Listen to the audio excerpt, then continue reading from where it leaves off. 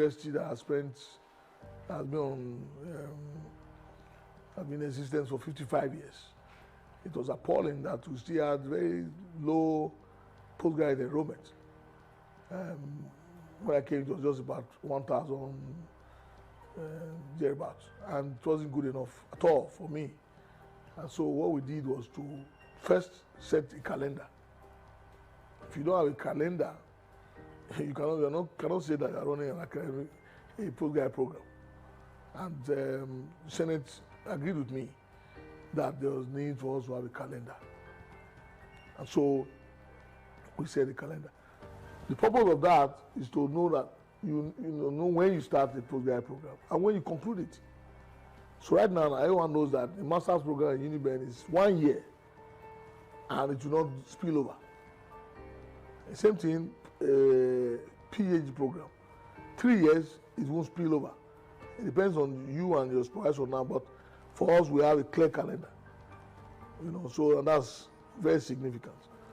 And then we made sure that we're able to approve 2 streams for master's program, meaning that we enroll students into the program twice in a year. It used to be once in a year, and say no, that's not good enough. There's no reason why you cannot have postgraduate program running twice in a year at the master's class. For PhD, you'll be surprised. It's open-ended. If you go online and you want to apply for PhD in UNIBEN, you'll be allowed to enroll. And what that has translated into is that as the last count, we have over 6,000 PhD students within just about a year. Because I'm conscious that UNIBEN should go beyond being an undergraduate university, though a major postgraduate hub. I stated clearly that I was going to sustain the academic profile of this university. This university is 55 years old and it has strong academic pedigree. And so I said I will sustain that, but in addition I will advance it, which means that I'm going to bring fresh ideas to the table. And I articulated them as meaning that we wanted to meet with not only the national standards, which are prescribed by the NUC, but also to meet with global standards so that we can compete favorably with the best in the world. And our students can, after they would have graduated, be able to compete with any student from any part of the world.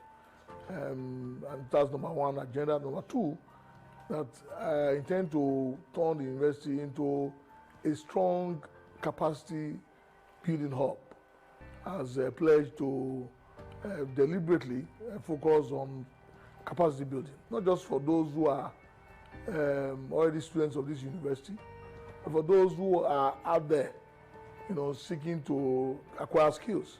And I will explain this even further by saying that I pledge that I will turn this university into a breeding ground for persons who are not seeking to have a university degree, but they want to acquire skills. They want to acquire skills in every aspect of the vocation. Even for those who want to become mechanics, they can come here and acquire skills. Those who want to become carpenters, those who want to become, just name it, all the 15 skills that have been listed, POP making and just them. That if you desire to acquire skills in this regard, the University of Benin will provide a platform for you. That's one. Two, for those who already have degrees, the University of Benin will also provide a platform for you to acquire more, to update your skills in this regard. Not that you come here to acquire a master's degree, but you can get, additional training, short courses, short programs, and so forth, which would strengthen your capacity. And then I also pledge that I would mainstream, staff and student welfare. In other words, that, because our primary products here are students, we intend to ensure that their welfare is given top priority. And then number four, I pledge that I will strengthen the infrastructural base of the university. And this not only by way of ensuring that we have, adequate facilities to work, but also to key into the global environment of environmental consciousness. I pledge that I'm going to plant trees. I'm going to deal with environmental cleanliness in a very aggressive manner, sustaining what I meant on ground and improving on it. And then I also finally pledge that I was going to ensure that staff and student unions are engaged constructively, so we can have a very stable university calendar in such a way that university system doesn't get disrupted. The federal government has been very supportive, far more supportive than before I took office.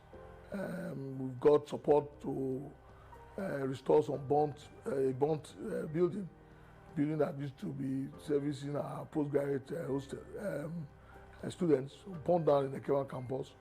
Government has provided resources now for us to rebuild that building. We have support to also do some renovation across the university, and a lot of money for that matter. And then we also been getting a lot of grants from the TED Fund.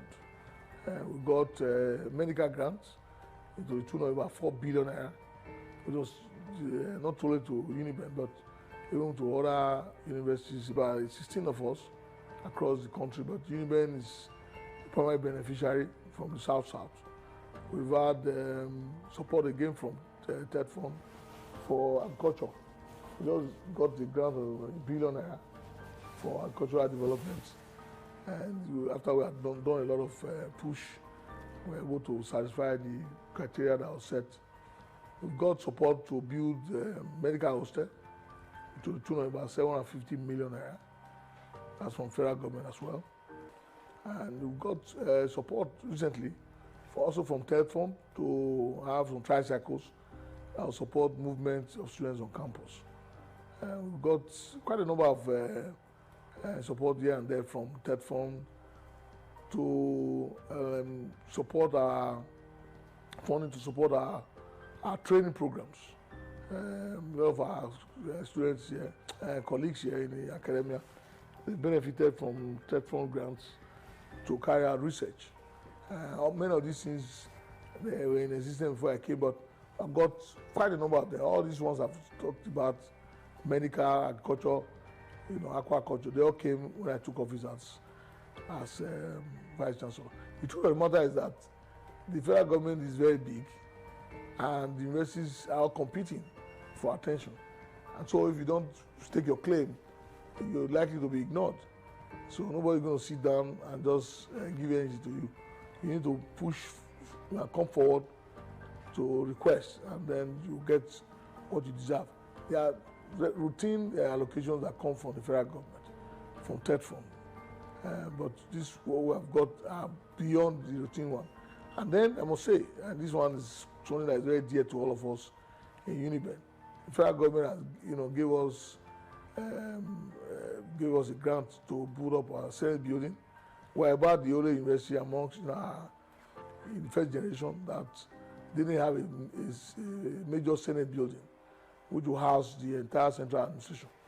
And we've now got funding now to the tune of about 5 billion naira to have a Senate building. And construction has already commenced for the work. We expect that by this time next year, the building would have been completed.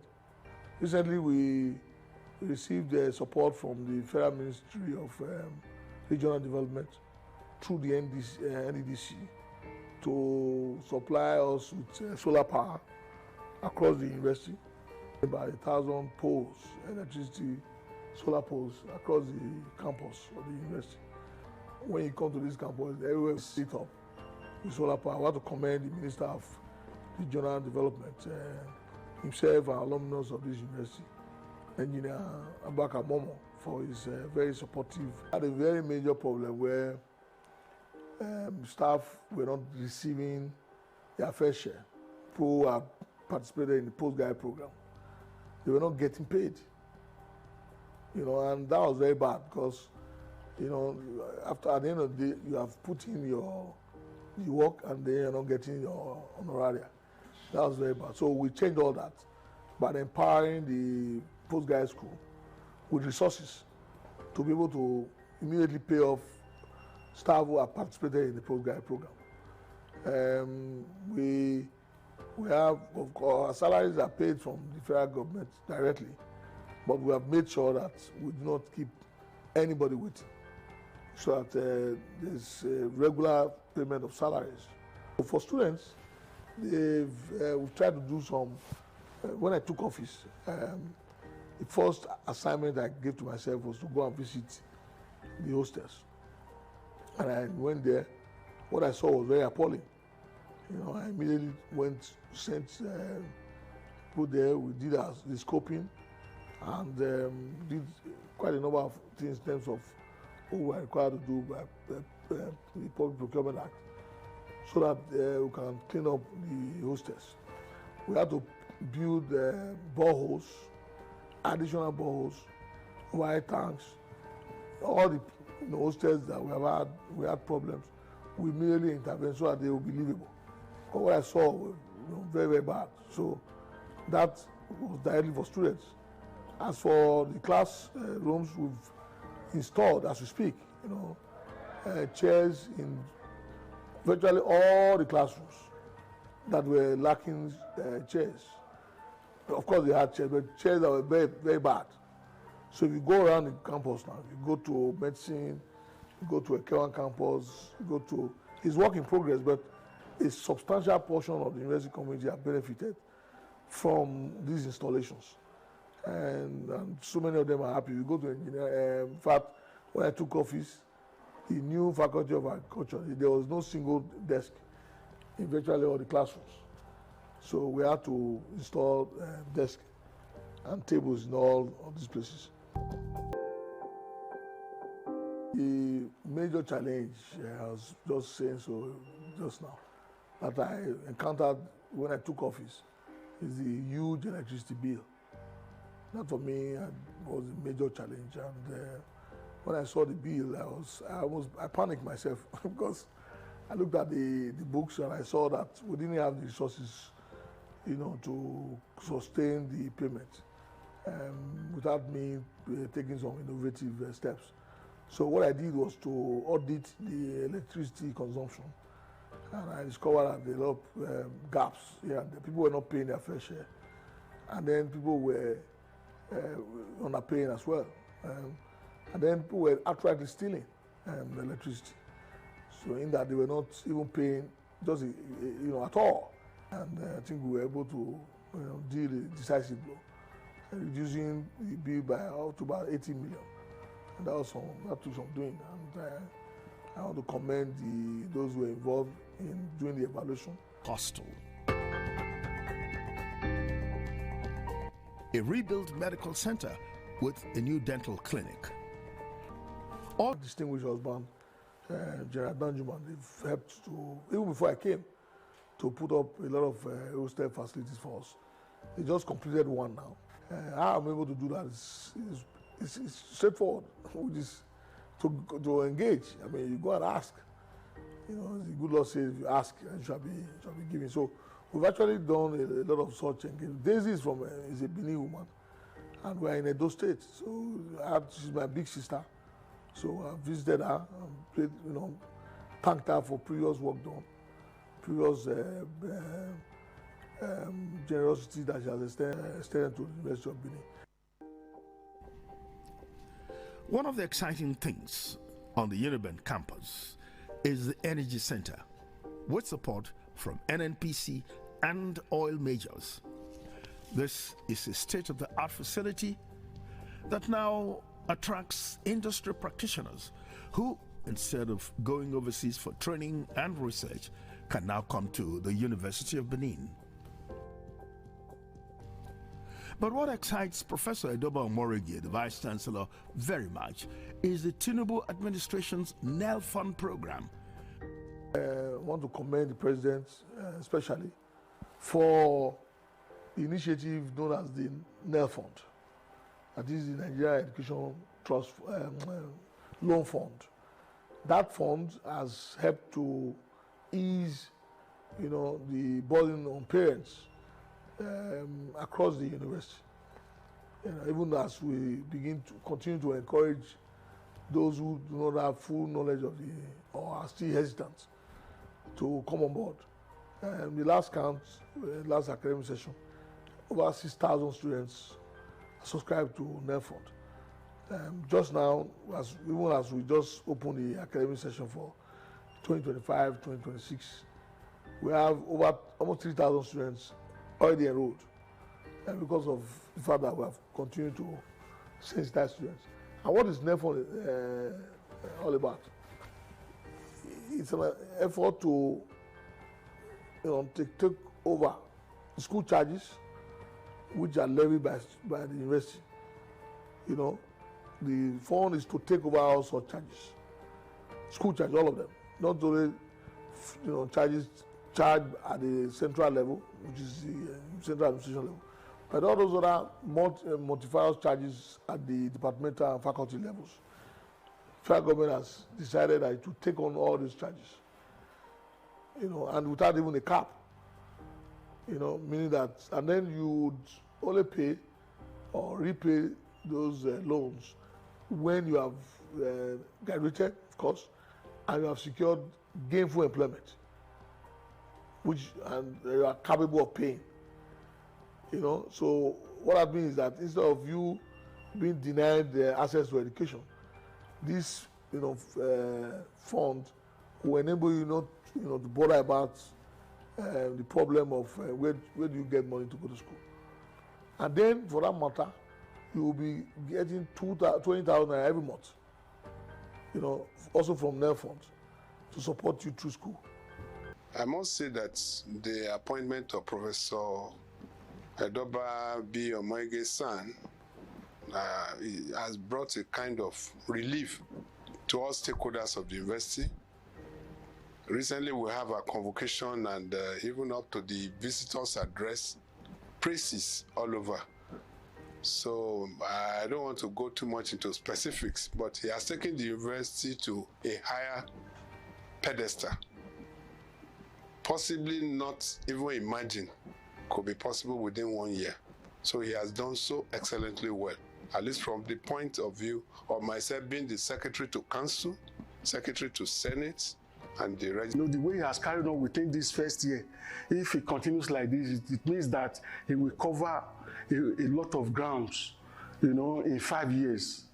He will do, we will do a lot, and of course, he has our support, as a union. I am talking of the academic staff union of university. He has our support. Of course, we are working cooperatively with him. We'll continue to do. This is ITV. Certainly the best.